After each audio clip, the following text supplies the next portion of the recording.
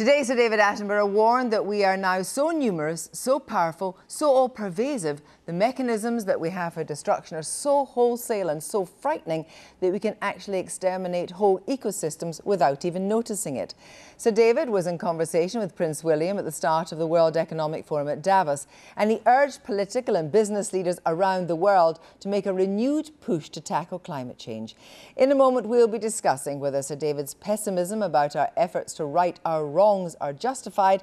But first, here's our correspondent Deborah Cohen with a digest and some of the challenges as we head into 2019.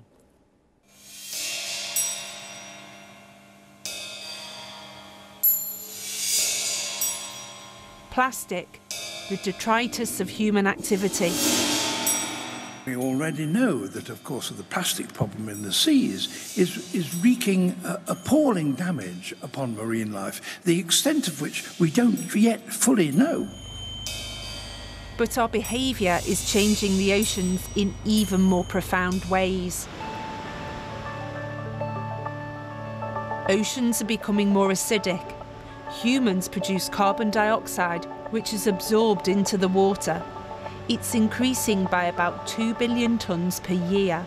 It's thought to be making it harder for shellfish to build their shells. We are now so numerous, so powerful, so all-pervasive.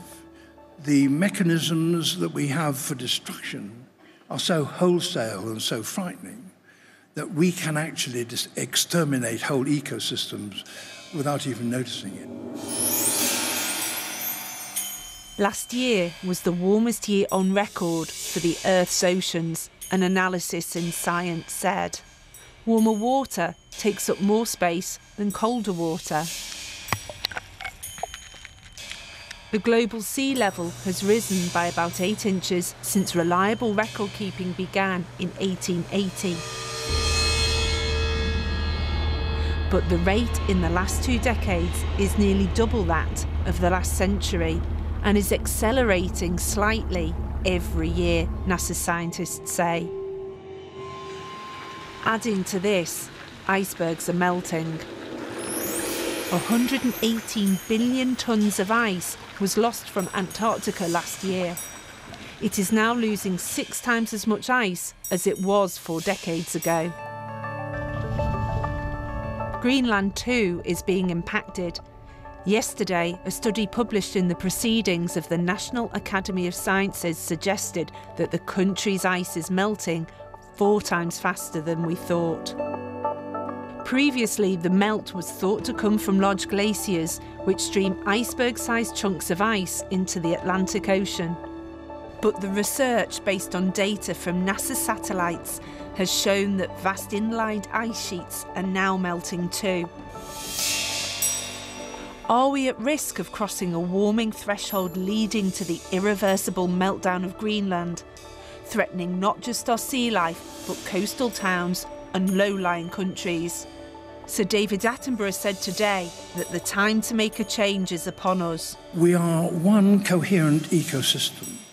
It's not just a question of beauty or interest or wonder. It's the essential ingredient, the essential part of human life is a healthy planet. We are in the danger of wrecking that. If we don't recognise the sort of connections that I've been describing, then the whole of the planet becomes in hazard. And we are destroying the natural world and with it ourselves. Deborah Cohen. Well, with me now is environmental activist George Monbiot and climate change scientist Professor Joanna Hay, the co-director of the Grantham Institute for Climate Change and Environment. Good evening to both of you. First of all, Joanna Hay, I mean, in a world where we have got influencers, then David Attenborough is a major influencer. Is he right to be quite so pessimistic? Oh, absolutely right. I mean, he fully understands the issues and that the climate change is getting worse and worse and we really need to do something about it. And it's great to have somebody with his persona up there at Davos. People look at him and listen to him. Perhaps they wouldn't to many other people. But Do you think that the language that we're actually using in climate change is the right language now, that actually we have to have more positive messages? Well, look, we've been through this hundreds of times over 30 years, saying maybe we're not spinning it right, maybe we should be more optimistic, more pessimistic, more business friendly, more business unfriendly. The fact is we are outgunned by powerful interests.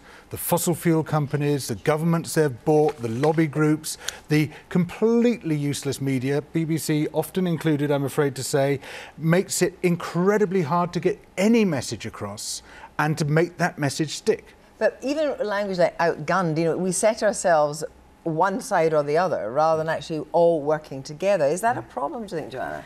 Well, I think against that, you've got this rather amazing agreement with all the countries in the United Nations in Paris in 2015, a unanimous agreement to do something about it. This is a big plus. We've got to sort of take that step and say, let's work from there. Now, of course, we've got to decide what to do about it, and this is where the difficulties come in. But I think we do have to see that there is momentum in the right direction. And in a way, have we been blaming the wrong people, in a way? Do we blame China, but we are the consumers? Do we actually set ourselves against each other? That's a problem, and of course with the Paris Agreement now all the countries are trying to do their bit, and of course it's not enough at all. But the agreement last autumn was that there are now sort of rules and regulations that they will judge each other by, which all the countries are signed up to, including China. Now, if you look at something like plastics and, you know, what David Attenborough did in 1 hour for that whole argument, it was very fuzzy because it was very visible.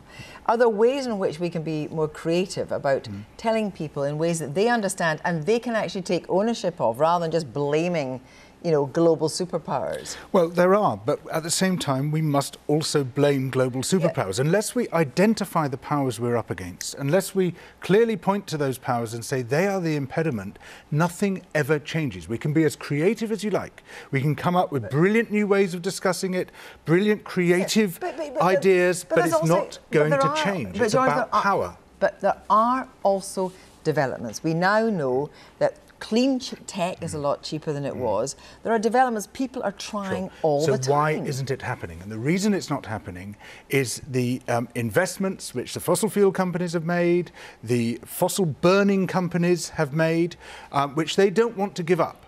And this is only going to change with a political struggle. It can't happen by just asking nicely or asking better or framing it in a different way.